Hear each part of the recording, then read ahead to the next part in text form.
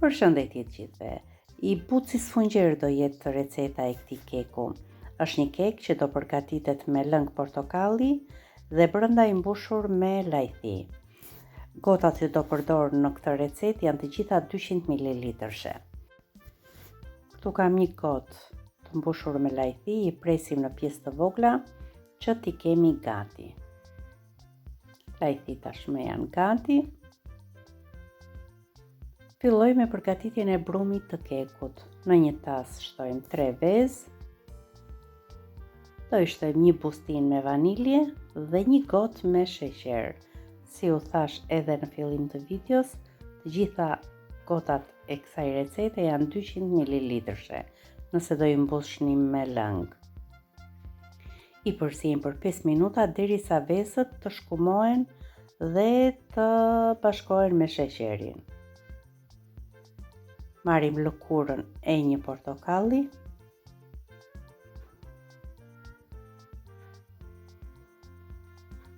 E krim nga ana më e imtë të rëndes.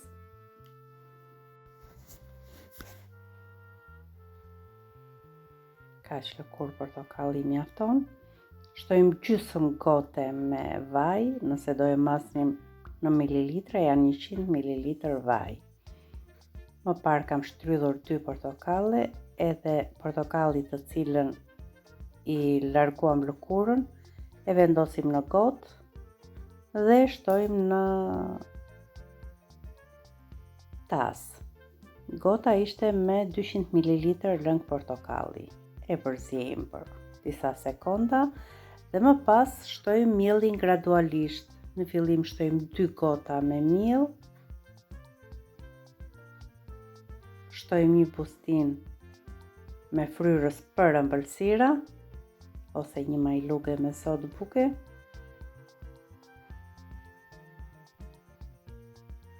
I bëjmë një përzierje dhe gjithmonë pjesën e fundit të miellit e shtojmë në fund dhe gradualisht. Shtojmë në fillim gjysmën e gotës me miell.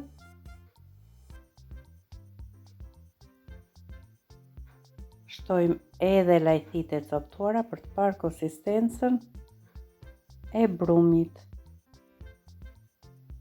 Është ende brumi ujshëm.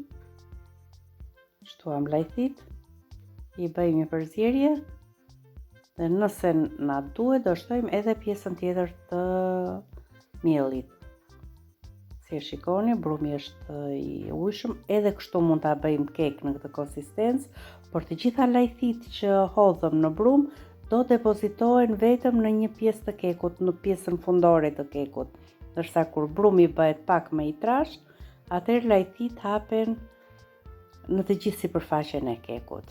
E vendosëm në një tavë në të cilën e kemi lyer me vaj dhe pudrosur me miell. Diametri i kësaj tave është 26 cm. Sipër i shtova çokoladë të bardhë, e pjekim për 40 minuta në 170 gradë dhe ja si duket keku. Kunja e dhëmbe është treguesi më i mirë. E largojmë nga tava, edhe poshtë është pjekur perfekt.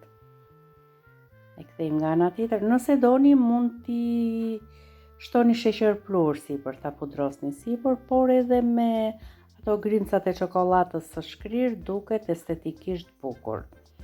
E presim për të parë edhe gjendjen e brendshme të këtij keku. Por duket që në dorë që është tepër i butë. Është i lehtë në peshë pasi ka kulluar shumë mirë.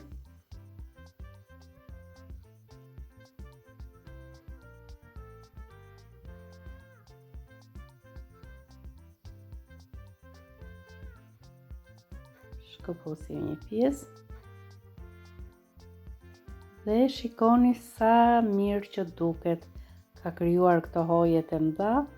Lajthit janë shpërndar në të gjithë sipërfaqen e kekut. Kundërmon aromë shumë e mirë dhe sigurisht është tepër i shijshëm. Kjo ishte dhe receta e kësaj dite. Ju falenderoj që më ndiqni.